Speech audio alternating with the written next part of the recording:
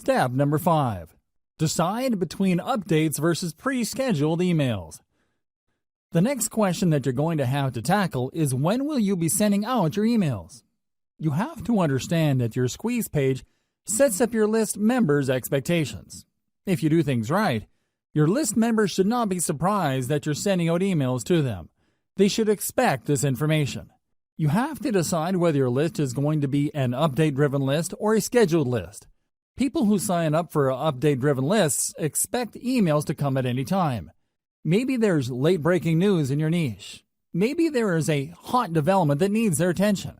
Whatever the case may be, people who sign up for such lists expect updates to come at any time. In fact, they wouldn't mind if they receive several emails within a day.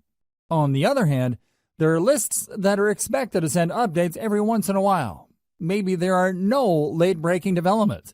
Maybe there is a shortage of news in your niche. Regardless of the reason, people expect to receive emails only if there is something really important in your update. Finally, there are many lists that involve pre-scheduled updates.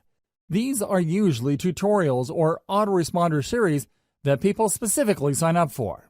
For example, if I sign up for an email list that is promising to teach me how to trade Bitcoin on a weekly basis, I would expect that I would receive a tutorial email with links to instructional videos once a week. Make sure you set up the right expectations, because this will decide how frequent your updates will be. Timing depends on subscriber expectations. Make sure that your squeeze page and all other promotional materials set up the right expectations. Be as clear as possible. Do your readers expect to be sent only the most relevant and pressing information? Do they expect periodic emails as they step through certain information?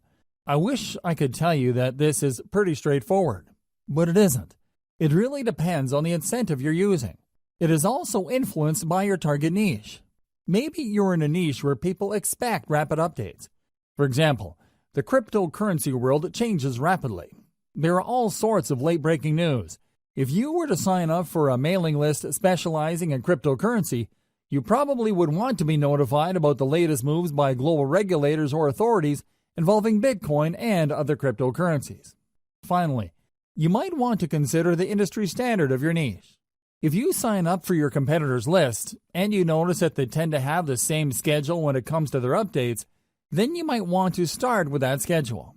You should start there, but this does not necessarily mean that you should end there. Use their schedule as a starting base, and then tweak your email schedules based on the actual behavior of your list members. Pay attention to the following tips to make sure you maximize the results you get from your email lists. Optimize for maximum opens or responsiveness. Now that you've set up your mailing list, your main job is to make sure your emails are getting opened, read, and acted on. This is the essence of list marketing. If you fail to optimize your emails, then your list is dead in the water. It really would be. Why? What's the point of getting a lot of people to join your mailing list when they're not going to be reading your emails? If nobody is clicking on your links or reading your materials, then your business is practically dead. There is no way you can make money from your list when people are not taking action on the emails that you send out. You have to work actively to maximize the percentage of people opening your emails, reading them, and clicking on them. Each of these actions involves fewer and fewer people. You can start with 1,000 people on your list and end up with only 100 people opening your emails. Of those people, only 20 might end up clicking on the link included in the body of your email. Think in terms of this filtration process. Try to maximize the percentage of people taking action at each step. Start out with a large base of list members. Try to maximize the number of people opening your email and then work to increase the number of people reading through your emails and clicking through to your target website. How do you optimize for maximum open rates and responsiveness? It is actually quite simple. First, you need to be clear about your target niche for your list. Put simply, your updates have to be all about your niche. They have to be targeted to the set of problems people in your niche have. Set the right expectations with your squeeze page. Inform people before they sign up to your list that they would be receiving email updates. Clue them into the value those email updates will bring to their lives. Don't just play up the incentive that you're giving out so people can join your list. That's how a lot of list marketers fail. They put too much emphasis on their bribe and don't pay enough attention to getting their prospective list members excited about the emails they will be receiving. If you put too much emphasis on the giveaways and incentives you are using to get people to sign up to your mailing list, don't be surprised when people get shocked that they received an update from you. They might even be blind to the fact that they signed up to a mailing list.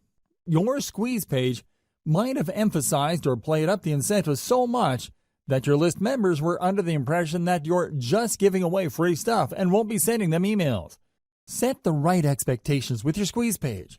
Emphasize the value of the emails people will be getting. Clue them into the fact that they will be receiving emails. Make sure that there is a tight fit between the incentive you're offering and the needs of your audience members. Whatever incentive you're giving away, it must speak directly to the needs of your audience members. This is how you create value in their eyes. The more valuable, credible, and authoritative your brand appears to them, the higher the chance that they would open your emails and take you seriously. If it turns out that you are offering incentives that don't really directly address their needs, they are probably not going to be all that eager to open and much less take action on the emails you send. Another way you can optimize your email marketing is to send out only relevant and on-point updates or autoresponder texts. In other words, when people sign up for a specific niche, everything that they receive from you would talk about that niche and nothing else. If you send out updates that have nothing to do with what your list members signed up for, don't be surprised if a lot of them would unsubscribe. You shouldn't be all that shocked when people stop reading your emails. They may remain on your mailing list, but they don't do anything. They are no longer opening your emails. Make sure to send only relevant and on-point updates. This way, you preserve your chance of actually making money off your mailing list. It doesn't matter whether you're sending updates or you have pre-programmed autoresponder emails being sent out by your system. Your stuff has to be relevant. Otherwise, your list members would start ignoring your updates. Make sure that everything in your email is consistent. It's not enough that your email talks about the problems of the niche your list members signed up for. Your emails must be internally consistent.